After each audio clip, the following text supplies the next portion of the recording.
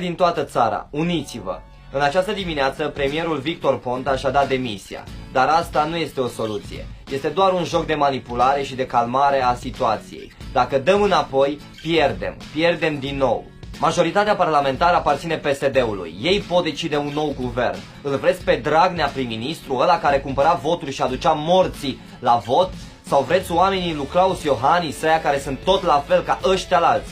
Îl vreți pe Blaga sau pe Mihalache, ăla care dormea acum 2-3 săptămâni ca un porc într-o ședință? Asta vreți? Îi vreți tot pe ăștia, mă? Să înlocuim cancerul cu cancer? Au mai picat guverne și ce am rezolvat? Ne învârtim în același cer continuu de 25 de ani. Și nu mai vrem asta. Fraților, suntem cu 32 mai puțin, cu 32 de tineri ca noi care au murit din cauza lor, din cauza corupției și a nepăsării lor. Câți trebuie să mai murim pentru ei, mă? Câți?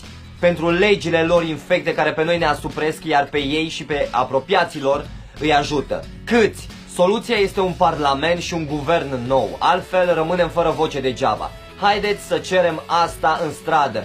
Suntem o putere și le este frică de noi. Cerem președintelui nostru mut să dizolve parlamentul și parlamentarilor, dacă au măcar atâta bun simț, demisia. Vrem alegeri anticipate. Nu-i vrem pe alții tot ca ei sau pe copiii lor să ajungă în scaunele de conducere. Vrem ca noi să ne conducem țara. Vrem un parlament mai mic, n-avem nevoie de 600 de gunoaie acolo, care oricum nu ne reprezintă interesele noastre a cetățenilor. Vrem un parlament mai mic, format din tineri și intelectuali apolitici. Nu mai vrem să votăm liste cu candidați ai partidelor. Nu mai vrem asta, însă ei asta vor acum.